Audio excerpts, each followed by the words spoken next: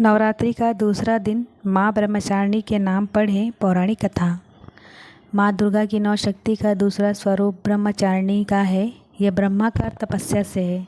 माँ दुर्गा का यह स्वरूप भक्तों और सिद्धों को अनंत फल देने वाला है। इसकी उपासना से तप, त्याग, वैराग्य, सदाचार और संयम की वृद्धि होती है। जैसे कि आपको स्क्रीन पे मंत्र दिख रहा है, ब्रह्मचारिणी का अर्थ तप की चारिणी यानी तप का आचरण करने वाली। देवी का यह रूप पूर्ण, ज्योतिर्मय और अत्यंत भव्य है। इस देवी के दाएं हाथ में जप की माला और बाएं हाथ में कमंडल धारण किए हैं।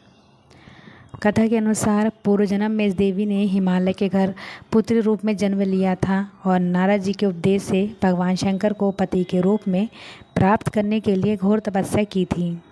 इस कठिन तपस्या के कारण उन्होंने तपचारिणी अर्थात ब्रह्मचारिणी नाम से अभिहित किया गया।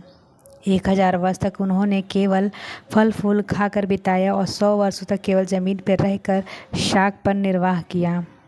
कुछ दिनों तक कठिन उपवास रखे और खुले आकाश के नीचे वर्षा और धूप के घोर कष्ट सहे। 3000 वर्षों तक टूटे हुए बिलपत्र खाएं और भगवान शंकर की आराधना करती रही। इसके बाद तो उन्होंने सूखे बिलपत्र खाना भी छोड़ दिया। कई हजारों तक निर्जल और निराहार रहकर तपस्या करती रहीं। पत्तों को खाना छोड़ देने के कारण ही इनका नाम अपर्णा नाम पड़ गया। कठिन तपस्या के कारण देवी का शरीर एकदम क्षीण हो गया। देवता, ऋषि, सिद्धिगण, मुनि सभी ने ब्रह्मचारिणी की तपस्या को अभूतपूर्व पुण्य कृत्य बताया, सराहना की और कहा, हे देवी, आज तक किसी ने इस तरह की कठोर तपस्या नहीं की है। यह तुम्ही से ही संभव थी।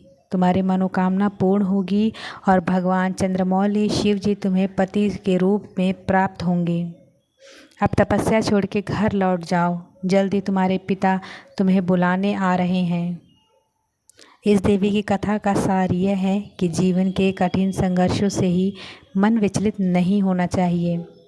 माँ ब्रह्मचारिणी देवी की कृपा से सर्वसिद्धि प्राप्त होती है। दुर्गा पूजा के दूसरे दिन देवी के इसी रूप की उपासना की जाती है। जय माता दी।